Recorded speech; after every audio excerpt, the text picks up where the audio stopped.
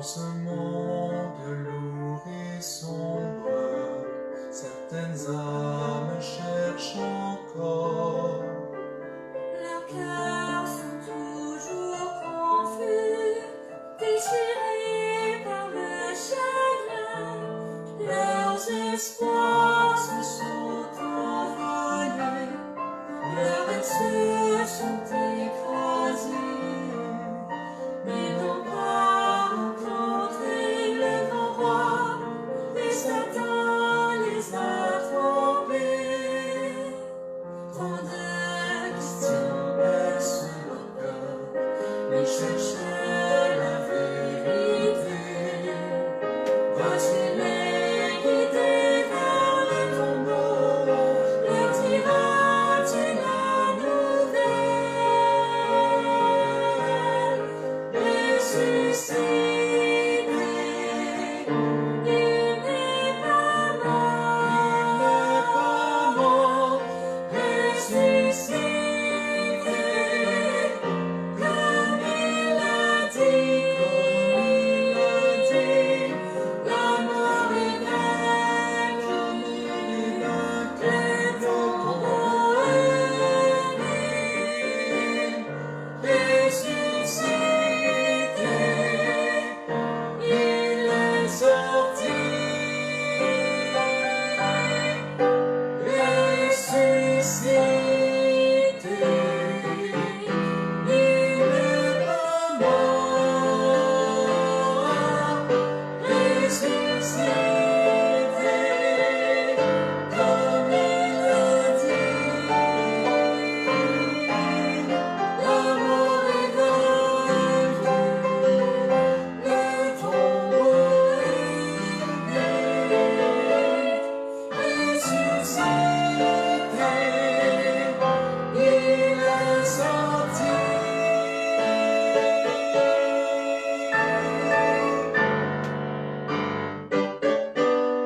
Ressuscité, Jésus vit.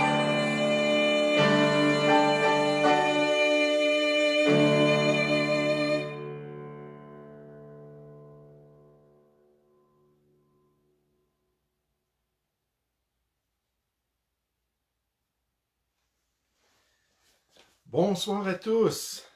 Je vous souhaite la bienvenue à une autre présentation du Bon Berger sur le sujet de l'enlèvement de l'Église.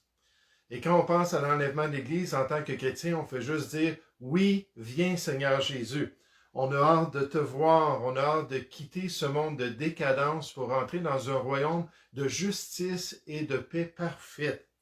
J'espère que c'est aussi votre désir et que vous avez l'assurance d'aller un jour dans le royaume de Dieu avec l'Église du Seigneur. Jésus a promis à ses disciples, quelque temps avant sa passion sur la croix du Calvaire, il leur a dit « Il y a plusieurs demeures dans la maison de mon Père. Si cela n'était pas, je vous l'aurais dit, je vais vous préparer une place. » En parlant aux chrétiens, en parlant à ses disciples, il continue « Et lorsque je m'en serai allé et que je vous aurai préparé une place, je reviendrai. » Et c'est ça l'enlèvement de l'Église. « Et je vous prendrai avec moi, afin que là où je suis, vous y soyez aussi. » Amen. Gloire à Dieu. Quelle bienheureuse espérance qu'on a en tant que chrétien. Si vous n'avez pas l'assurance de quitter avec l'Église lors de son enlèvement et de savoir que vous allez un jour aller dans le royaume de Dieu, aller au ciel, au paradis, je vous encourage à me contacter, ou peut-être contacter votre pasteur, ou contacter un chrétien que vous connaissez pour régler cette question sans tarder. Le temps presse, il faut régler cela. Dieu nous dit, voici maintenant le temps favorable, voici maintenant le jour du salut. Et vous aussi, vous pouvez vous tourner vers le Seigneur Jésus, recevoir ce cadeau de la vie éternelle, expérimenter une nouvelle naissance d'en haut et faire partie de son Église bien-aimée qui un jour entendra la trompette sonner puis la voix de l'archange se prononcer en nous disant « Monte » pour qu'on puisse tous partir ensemble dans la gloire et dans la présence du Seigneur. Avant de revenir à cette question de la chronologie biblique des événements dans les derniers temps, j'aimerais juste adresser un autre sujet qui m'interpelle depuis le début de la pandémie, avec les événements liés à la propagation de la COVID parmi les nations. Plusieurs chrétiens se sont tournés vers la prophétie biblique pour essayer de comprendre où on en était par rapport au plan de Dieu. Ils se sont mis à examiner les Écritures, à s'intéresser à ce sujet-là de ce que Dieu a prophétisé concernant l'avenir. Puis en voyant cet intérêt, plusieurs enseignants et plusieurs dirigeants de l'Église chrétienne se sont prononcés sur la question de la prophétie biblique. Puis ce qui m'a beaucoup attristé en recevant des liens de chrétiens, de messages de ces pasteurs-là, de messages de ces enseignants-là pour le troupeau de Dieu, ce qui m'a attristé, c'est le grand manque d'égard de ces pasteurs pour la révélation prophétique de Dieu. La manière très négligente avec laquelle le texte prophétique est traité par ces dirigeants de l'œuvre de Dieu. Le mépris même de la révélation claire du Seigneur quant à l'avenir et quant à notre futur, malgré le fait que la parole commande « Ne méprisez pas la prophétie » ou les prophéties. Ne méprisez pas les prophéties. Ça, j'en ai déjà parlé à quelques reprises en abordant la question de l'Antéchrist, en abordant la question du nouvel ordre mondial, de cet esprit-là de mépris de ce que Dieu nous a donné. Au lieu de voir la prophétie biblique comme quelque chose d'extraordinaire, quelque chose de merveilleux, il y a certains enseignants et certains pasteurs, de la manière qu'ils gèrent l'enseignement de la prophétie biblique, qui font totalement le contraire. Ils méprisent le texte biblique. Pierre a dit à l'Église de Jésus-Christ, « Nous tenons en tant que chrétiens pour d'autant plus certaine la parole prophétique à laquelle vous faites bien de porter attention. » Pierre dit que la prophétie biblique, elle est certaine. Littéralement, le mot veut dire solide. Quelque chose qui est digne de notre confiance. Un fondement digne de notre foi et de notre perspective dans les voies du Seigneur. Alors que Dieu nous a révélé ces événements-là de l'avenir et qui nous appelle à prendre ces textes bibliques-là pour être bénis de sa part. Dans Apocalypse chapitre 1, au début du livre de l'Apocalypse, et dans le chapitre 22, à la fin du livre de l'Apocalypse, on nous dit qu'il y a une bénédiction. Une bénédiction sur ceux qui prennent à cœur, sur ceux qui retiennent, sur ceux qui portent les lunettes de la foi prophétique pour voir les événements et comprendre le plan de Dieu. Et cela, même si les prophéties sont des fois fantastiques, où les prophéties ont un style littéraire ou d'autres éléments très extraordinaires, apocalyptiques. Mais malgré cela, Dieu nous donne des détails concernant l'avenir du monde, l'avenir des Juifs et l'avenir de l'Église. Et il nous dit qu'il faut respecter sa révélation. C'est pour ça que la parole nous rappelle que ces paroles prophétiques, alors qu'on parle des événements à venir, sont certaines et véritables. Dieu nous le dit. Et le Seigneur, le Dieu des esprits des prophètes, a envoyé son ange pour montrer à ses serviteurs les choses qui doivent arriver bientôt. Dieu nous dit, c'est certain, c'est véritable. Aie confiance malgré le fait qu'il nous donne des détails très précis puis des scénarios extraordinaires. Il dit, ça va se produire comme je l'ai dit. Il n'y a rien d'étonnant de la part du Seigneur et on doit respecter ce qu'il nous dit encore une fois dans les Écritures. Il dit, voici, je fais toutes choses nouvelles. Il vient de parler des nouveaux cieux, de cette nouvelle terre, de la nouvelle Jérusalem. Et il dit, écris, car ces paroles sont certaines et véritables. Mais avec le traitement que certains font du texte prophétique, il y a vraiment un danger dans les églises chrétiennes que des gens sont en train de falsifier le message de Dieu. Et ça, c'est la dernière chose qu'on veut faire en tant qu'enseignant. La Bible nous dit dans Jacques chapitre 3 que nous serons jugés plus sévèrement. On ne veut pas falsifier le message de Dieu. Paul le dit dans son ministère, car nous ne falsifions point la parole de Dieu comme font plusieurs. Même à l'époque apostolique, plusieurs maltraitaient le message biblique, mais c'est avec sincérité.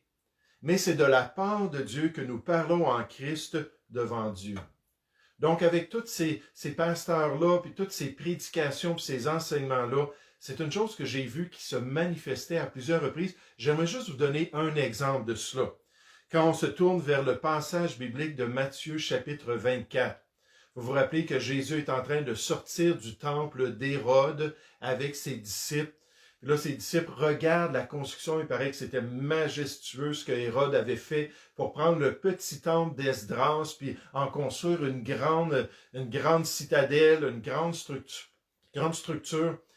Puis là, les disciples disent, « Regarde, Seigneur, comme c'est extraordinaire. » Puis là, le Seigneur Jésus prend cela, puis il fait une prophétie, puis ensuite il continue dans son texte prophétique, dans Matthieu chapitre 24. Puis certains enseignants affirment qu'il ne faut pas prendre ce discours prophétique dans Matthieu 24 comme annonçant la venue de la fin du monde.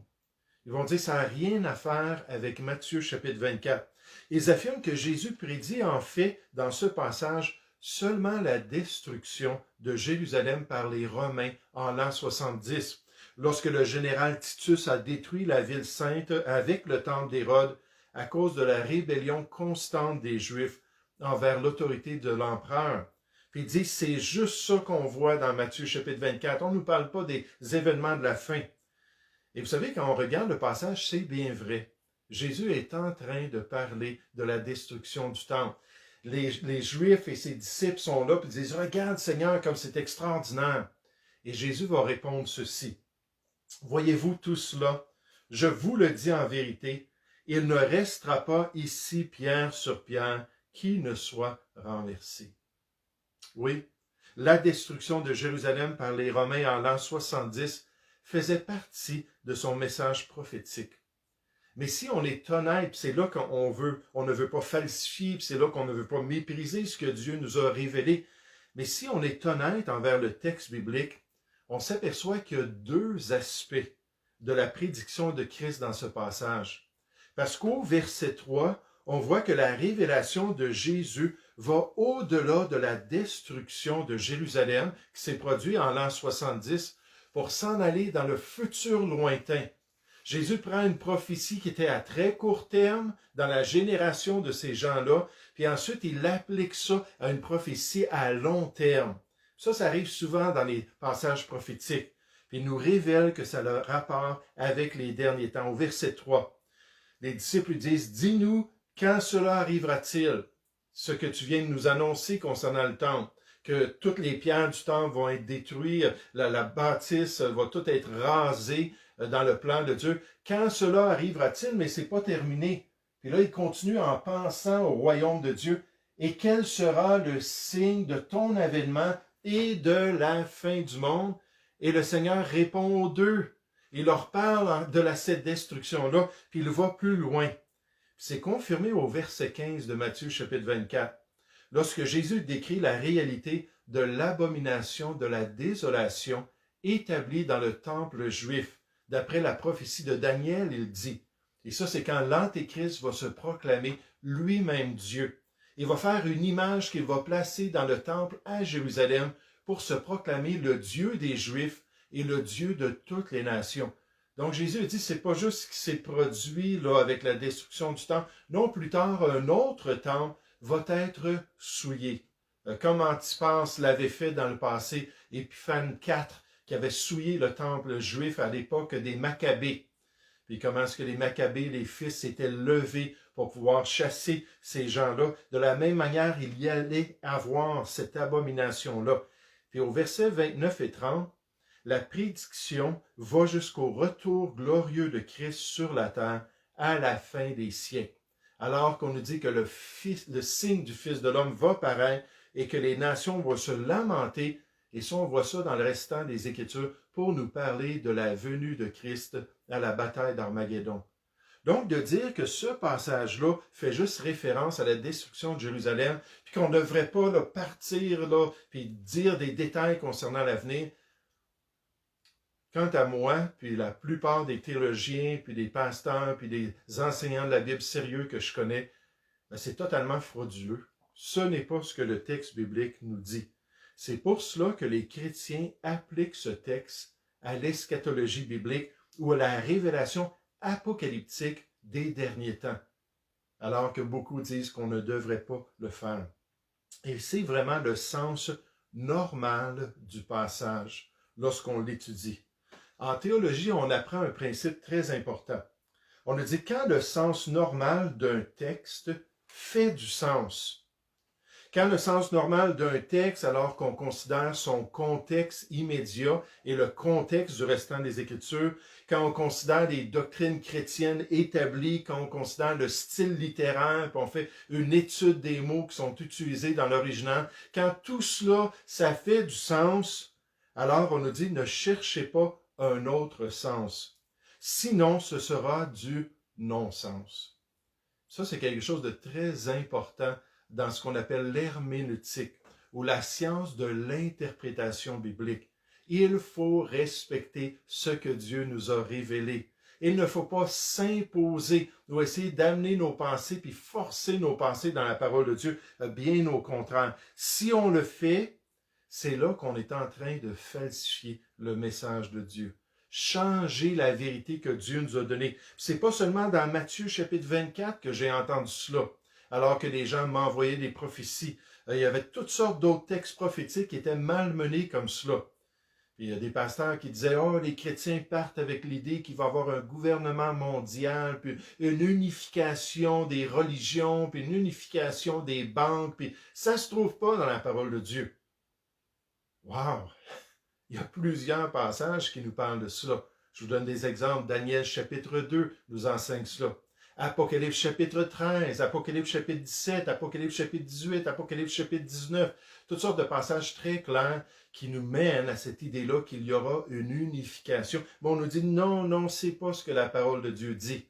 Puis comme c'est triste et comme c'est tragique lorsque des serviteurs de Dieu agissent ainsi. J'aimerais vous dire que cette pandémie de COVID a fait ressortir beaucoup d'éléments de la vie des croyants. Beaucoup d'éléments même des dirigeants de l'Église. Ça a été très révélateur concernant leur discernement spirituel, concernant leur désir de marcher droitement devant Dieu. Et malheureusement, on voit qu'il y a des pasteurs qui reflètent la manière qu'ils interprètent et la manière qu'ils traitent la parole de Dieu.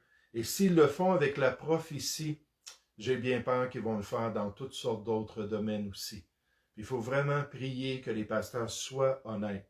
Maintenant, ce soir, j'aimerais qu'on puisse revenir à cette question de la chronologie biblique concernant les événements des derniers temps. L'enlèvement de l'Église va-t-elle se produire avant la venue de la tribulation décrite dans les Écritures?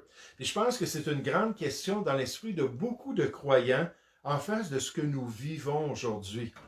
En face de tous les chambardements, en face de toutes les incertitudes, en face de toutes les institutions internationales qui semblent avoir de plus en plus d'autorité et de plus en plus de poids sur les souverainetés nationales, les gens sont en train de se poser la question, est-ce qu'on est en train de voir l'établissement du royaume de l'Antéchrist? Est-ce qu'on est en train de rentrer dans la tribulation? Et c'est pour ça que j'ai décidé de présenter 5 raisons. 5 raisons pour lesquelles, puis ce soir, on va en voir 3. Il y en a déjà 2 de ces raisons-là qu'on a déjà étudiées. Je vais juste faire une petite révision, ça fait quand même un certain temps. Mais 5 raisons pour lesquelles on peut avoir cette certitude-là que l'enlèvement va se produire avant la tribulation. Que les chrétiens ne seront pas dans cette période-là. Ça ne veut pas dire que ça ne deviendra pas difficile d'ici là, par contre. Les tribulations, les chrétiens en ont toujours expérimenté. Mais est-ce que ça va être la grande tribulation? 5 raisons pour croire que non, parce que l'enlèvement va s'être produit. La première est la nature. La nature de la tribulation. Les détails que Dieu nous donne concernant cette période-là. Le fait qu'il nous révèle que c'est la 70e semaine du plan rédempteur de Dieu pour le peuple d'Israël. On voit ça dans Daniel, chapitre 9 au verset 24. On le dit 70 semaines ont été fixés sur ton peuple et sur ta ville sainte pour faire cesser les transgressions et mettre fin au péché, pour amener le salut d'Israël, Romains 11, 25. Et alors, tout Israël sera sauvé quand la totalité des païens seront rentrés dans l'œuvre de Dieu. Et là, Dieu va pouvoir regreffer là, cette branche-là sur l'olivier pour qu'il puisse produire du fruit. Mais Dieu nous parle de ça dans ces 70 semaines, puis il nous parle de ce qui va se produire pendant ces 70 semaines. Et pendant les 69 semaines, il nous donne des détails. Et à la fin des 69 semaines, le Messie qui sera venu en Israël sera retranché. Donc le Seigneur Jésus va quitter ce monde. Puis après cela, il n'y a pas eu la 70e semaine. Il y a eu une période qui est un mystère, qui n'était pas révélé dans l'Ancienne Alliance, mais qui a été révélé par les prophètes de Christ et les apôtres de Christ dans la Nouvelle Alliance. C'est la période de l'Église. Comme l'Église n'a pas été dans les 69 premières semaines, l'Église ne fera pas partie de la 70e semaine, bien loin de là. Dieu va venir l'enlever avant la tribulation. Et on ne rentrera pas dans tous ces concepts-là, dans toutes ces vérités bibliques-là, mais de plus, on a vu que pour la nature de la tribulation, que la tribulation, ça va être un temps de jugement de la part de Dieu. Ça va être le temps de sa colère sur les nations. Apocalypse chapitre 15, on nous dit « Puis je vis dans le ciel un autre signe grand et admirable, 7 anges qui tenaient 7 fléaux, les derniers. » Des 21 fléaux qui vont s'abattre sur le monde pendant la tribulation. On parle des 7 derniers, il y en a déjà 14 de passés, ces 7 derniers-là, et par ces 7 fléaux-là, les derniers, on nous dit « Par eux s'accomplit la colère de Dieu. » Puis continuellement dans la prophétie et dans le livre de l'Apocalypse, on décrit la tribulation comme la colère de Dieu. J'aimerais vous dire que l'Église n'est pas appelée à la colère. L'Église fut délivrée de la colère à venir, incluant de cette période-là de la tribulation. Donc la nature, la description même de la tribulation nous amène à cette compréhension-là que ça n'a rien à faire avec l'Église. Maintenant, deuxièmement, nous croyons que l'enlèvement va précéder la tribulation à cause d'un besoin d'un intervalle entre les deux. Un besoin d'un intervalle entre l'enlèvement de l'Église et le retour de Christ avec son Église. Et donc, ce concept-là que l'enlèvement de l'Église va se produire avant la tribulation, puis qu'il ne sera pas au milieu ou à la fin de la tribulation, parce qu'il y a 2 événements très importants dans l'avenir de l'Église qui doivent se produire entre les deux. Et je veux juste vous parler rapidement de ces 2 événements. On nous dit « Car il nous faut tous comparaître devant le tribunal de Christ, afin que chaque chrétien, reçoive selon le bien ou le mal qu'il aura fait étant dans son corps. » Donc, en ce moment, on est en train de se préparer pour cette évaluation-là de notre marche chrétienne, cette évaluation-là de notre service. Et la Bible nous dit au verset 9 de ce passage-là que Paul, en voyant ça, s'efforçait de lui être agréable. Il était vraiment en train de tout faire pour pouvoir plaire à Dieu et pour pouvoir le glorifier. Et ça, c'est le tribunal de Christ. Aussi, on nous dit, « Réjouissons-nous et soyons dans l'allégresse et donnons-lui gloire, car les noces de l'agneau sont venues et son épouse s'est préparée. » Et ça va être un grand événement aussi, qui s'en vient, les noces de l'agneau et de l'Église. En ce moment, on est fiancés d'après 2 Corinthiens chapitre 10. On a été fiancés à Jésus-Christ. Puis un jour, la grande célébration des noces va se produire. Mais ces 2 événements, d'après la chronologie biblique, doivent se produire alors que Jésus vient chercher son Église et avant qu'il revienne avec ses saints. Donc, pendant cette période-là de la tribulation, nous, on va être dans la gloire, en train d'être testés au tribunal de Christ et ensuite en train de se réjouir de cette grâce-là, de faire partie de l'Église de Jésus-Christ. Elles doivent se produire entre la venue de Christ pour ses serviteurs, son Église, c'est-à-dire l'enlèvement, et sa parution visible et glorieuse à la bataille d'Armageddon à la fin de la tribulation. Si on regarde sur une charte, on voit qu'on est dans la période de l'Église en ce moment, puis Jésus est déjà remonté au ciel, puis il règne, il est assis à la droite de son Père céleste. L'Église doit être enlevée alors que Jésus va descendre dans les nuées pour venir nous chercher et pour qu'on soit toujours avec lui. Puis ensuite, il y a cette période de tribulation qui va durer 7 ans de temps.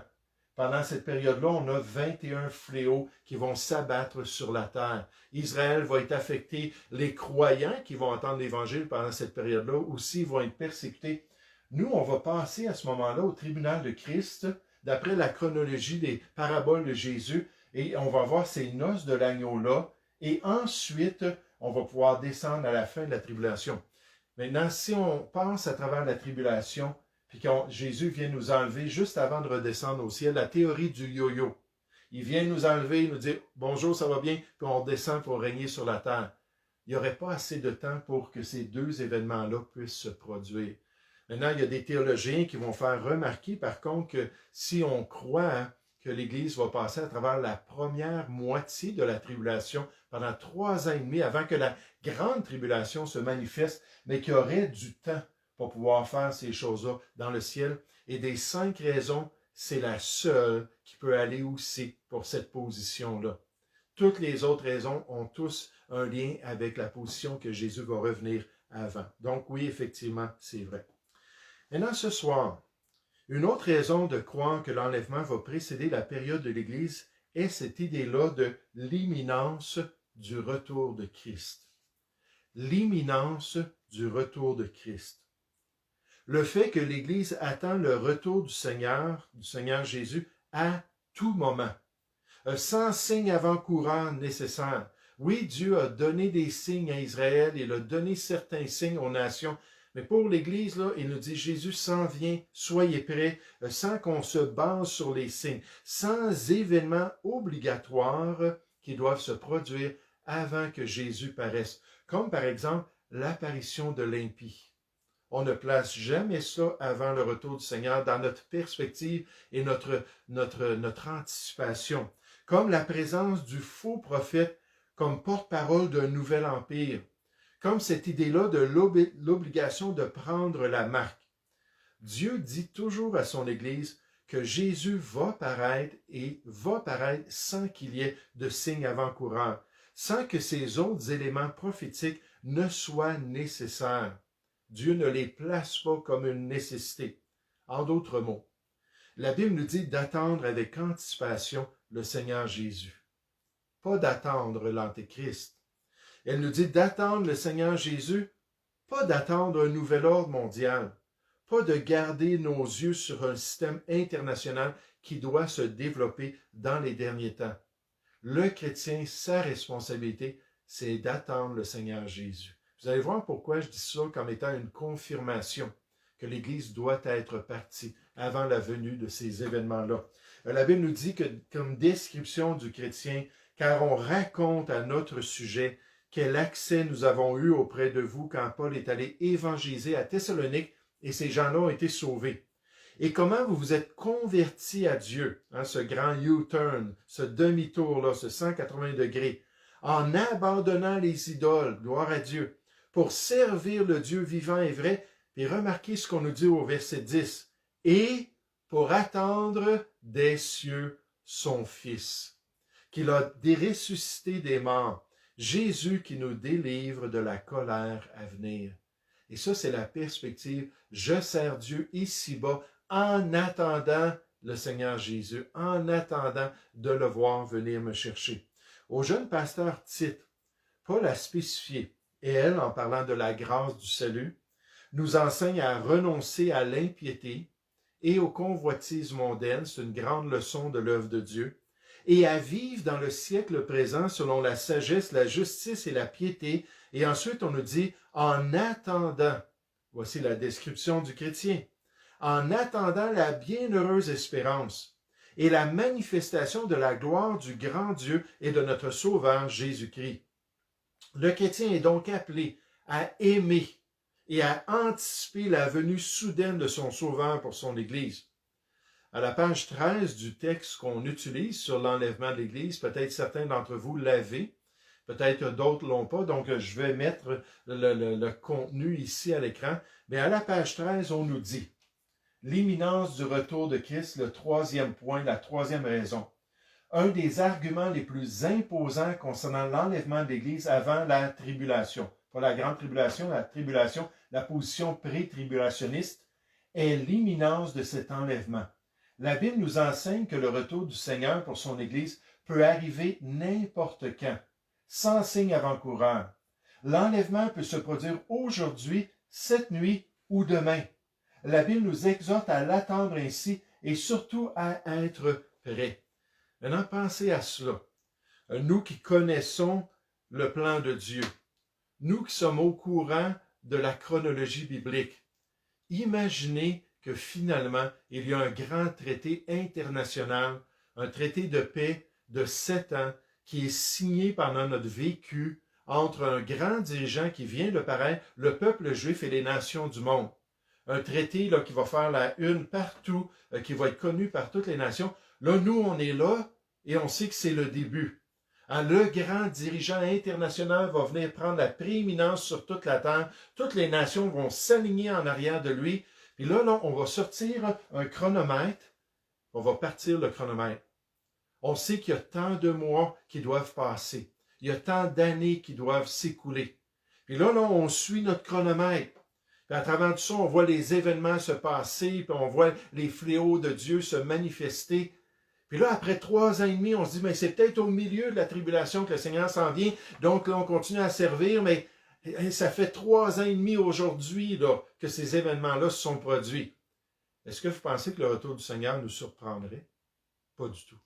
Mais ça ne s'est pas produit. Donc, on continue, on suit le chronomètre, là, on voit la persécution qui commence à se manifester, on voit la marque qui devient un gage du citoyen international, qui devient le standard à travers les nations. Puis là, on cherche à se sauver, mais on suit le chronomètre. Puis là, ça fait presque 7 ans. Puis là, aujourd'hui, c'est la 7e année qu'on attend. Puis on regarde vers le ciel parce qu'on le sait, c'est aujourd'hui que le Seigneur vient.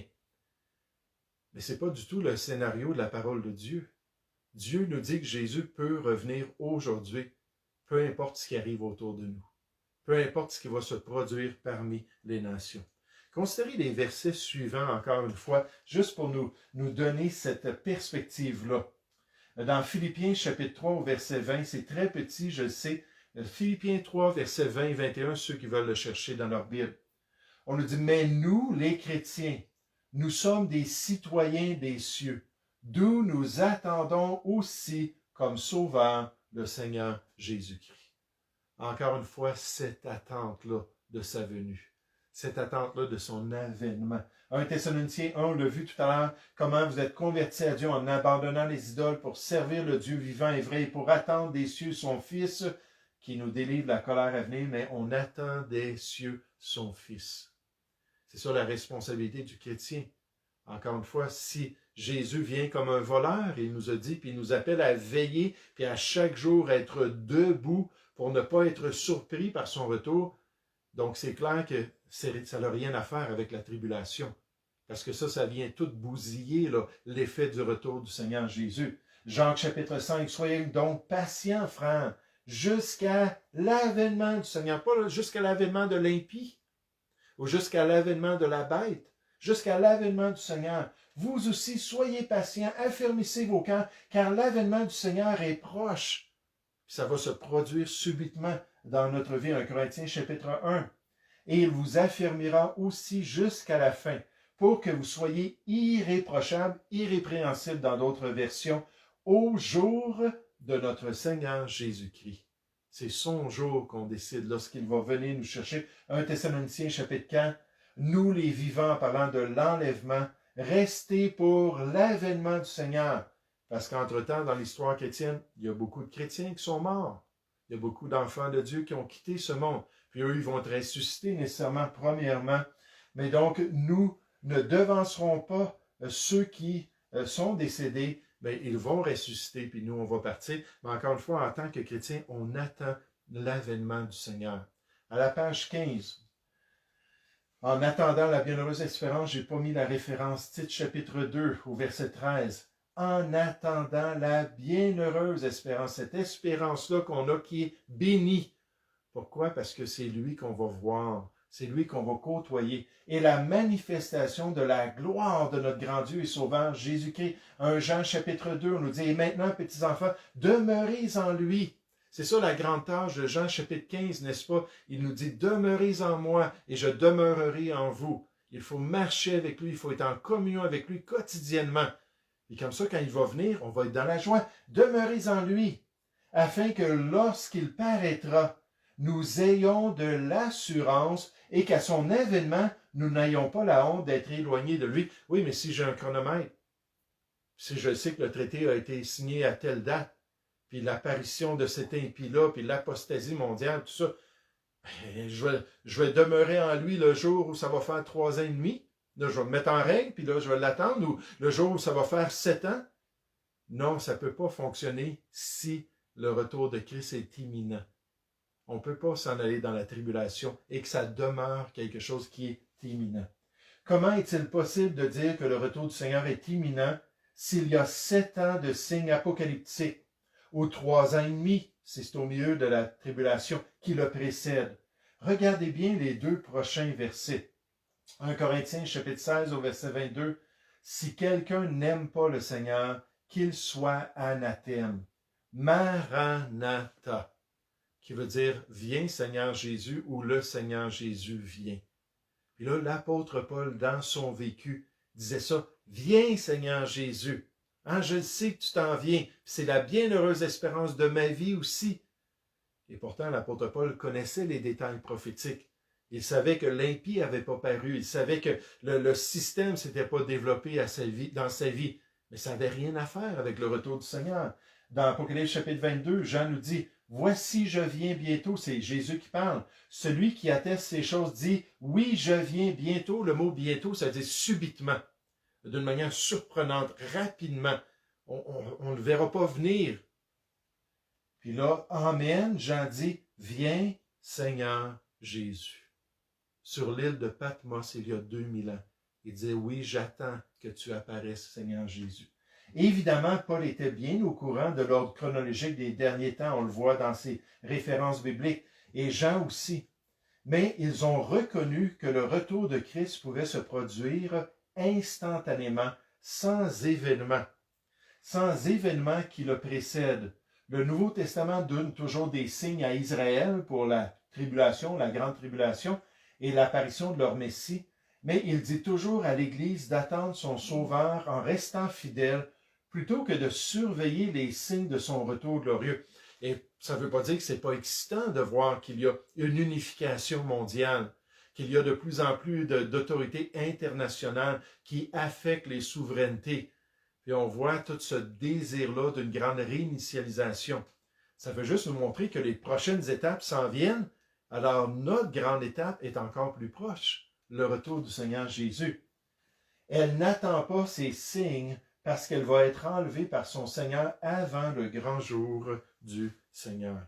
Puis gloire à Dieu que la parole de Dieu nous présente cette réalité-là, puis qu'on n'a pas besoin d'un chronomètre. Jamais ce que Dieu nous dit de suivre ces signes-là pour nous.